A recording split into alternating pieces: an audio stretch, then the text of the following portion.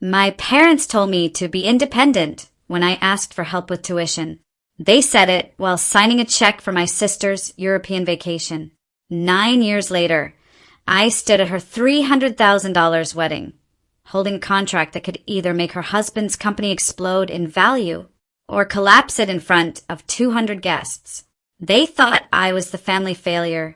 They were wrong. If you've ever been the overlooked sibling, the one told to struggle while someone else got everything handed to them, this story is going to hit deep. Subscribe, hit like, and get ready. Because sometimes the best revenge isn't loud. It's strategic and perfectly timed. My name is Naomi Carter. I'm 31 now.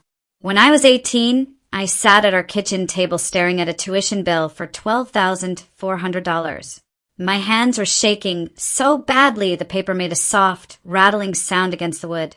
I had gotten into a solid state university. Not Ivy League, not flashy, just good, affordable, real. I asked my parents for help. Just help. My mother folded her arms and leaned back in her chair. My father didn't even look up from his coffee. Naomi, she said, slow and measured. It's time you learned independence. Independence. That word. It sounded noble, empowering, except it was selective. Because my older sister, Lauren, was sitting in the living room that same day, scrolling through flights for her semester in Barcelona. Fully paid, apartment included. 2 weeks later, my parents co-signed her lease for a brand new BMW. Independence apparently had tears. I remember walking to my room after that conversation. My chest felt tight. My ears were ringing. I kept replaying it in my head. Maybe I asked wrong. Maybe I wasn't convincing enough. Maybe I didn't deserve it. That's the thing about favoritism.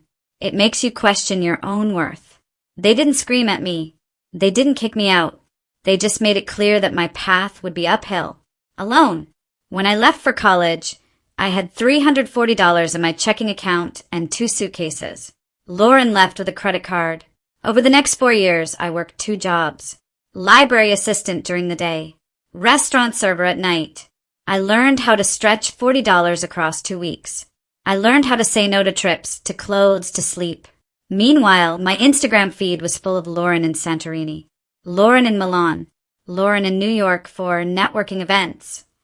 My mother commented on every photo. So proud of my girl.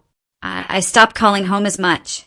Not out of anger, out of preservation. Because every conversation turned into comparison.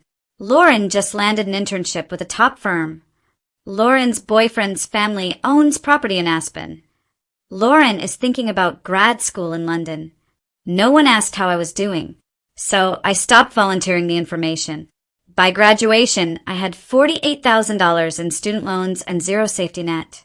But I had something else. Rage. Not explosive rage. Quiet rage.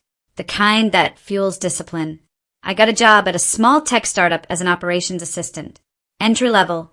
Barely paid enough to cover rent. I watched. I learned. I stayed late.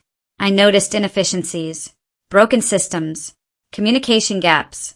At 24, I pitched a workflow automation model to my boss. He laughed at first. Then he asked me to show him. That model turned into a pilot project. The pilot turned into a new division. At 26, I became director of operations. At 28, when the company was struggling with cash flow, I led a restructuring plan that saved it. At 29, I negotiated our first major enterprise contract. At 30, I bought equity. And this year, at 31, I became CEO. No inheritance. No co-signed loans. No just-in-case fund.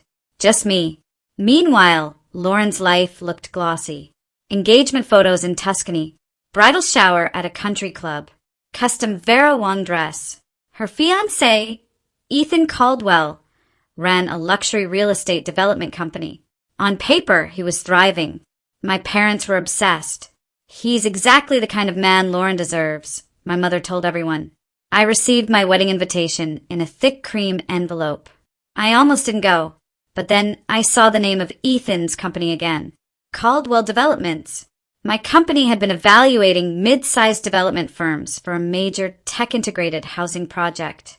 Smart home infrastructure, sustainable build partnerships, multi-city rollout. Caldwell Developments was on the short list. But during due diligence, my legal team flagged inconsistencies, inflated project values, dubious credential claims, and one very specific detail. Ethan had been marketing himself as holding a master's degree in urban development from a prestigious university. He didn't. It didn't exist. I double-checked. Quietly, the record was fabricated. And guess who had publicly bragged for years about helping him shape his resume when they first started dating? My mother. I didn't confront anyone. I waited. The wedding was massive. Crystal chandeliers. White roses everywhere. A string quartet playing something soft and expensive. 200 guests. I walked in wearing a tailored black dress and calm. My mother's smile faltered when she saw me. "Naomi," she said carefully, "you made it." "I wouldn't miss it," I replied. Lauren hugged me stiffly. Ethan shook my hand. "Looking forward to working together someday," he said confidently. I held his gaze.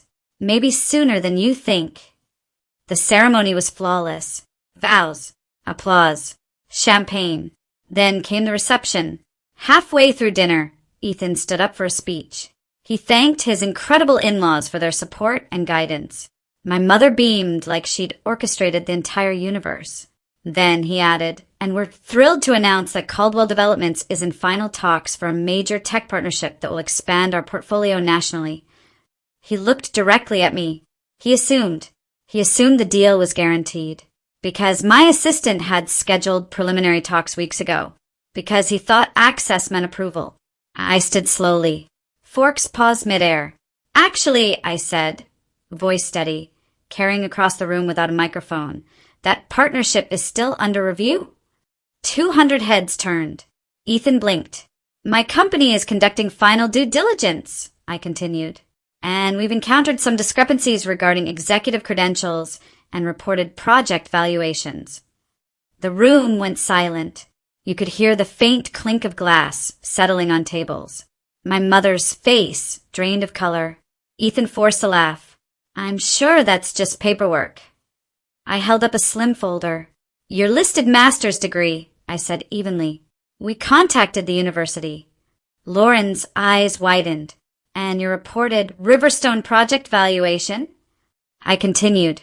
Public records show a 40% lower figure. Murmurs spread like wildfire. Ethan's jaw tightened. "This isn't the place." "You're right," I said calmly, "which is why our legal team will be sending formal notice tomorrow." My mother stood up abruptly. "Naomi, sit down." There it was. That tone. That same kitchen table authority from 9 years ago. I looked at her. "No," I said softly. And that one word carried 9 years of being overlooked. 9 years of working twice as hard. 9 years of being told to be independent while someone else was funded. Ethan's investors were in that room. So were city officials.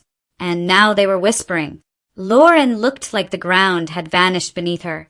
I didn't yell. I didn't gloat. I just said, "We value integrity in our partners." Then I sat down. The next morning, Caldwell Developments' pending funding was paused. Within weeks, the fabricated degree became public. Investors withdrew. The deal collapsed. And for the first time in my life, my parents called me not to compare, but to ask what happened. "What did you do?" my mother demanded over the phone. I conducted due diligence," I replied. Silence. The kind that used to suffocate me. Now it felt different. Light. Lauren and Ethan's marriage didn't implode overnight. But the illusion did. And my parents, they stopped using the word independent like it was punishment. Because independence built something they couldn't control. The greatest revenge wasn't exposing Ethan. It was realizing I never needed their approval to succeed. They invested everything in the child who reflected their image. They ignored the one who built her own. And in the end, independence wasn't abandonment. It was armor. If this story hit you in the chest, hit that like button. Tell me in the comments. Have you ever been the overlooked sibling who proved everyone wrong? And subscribe for more stories where resilience wins and silence speaks louder than revenge ever could. Because sometimes the best comeback is success they can't take credit for.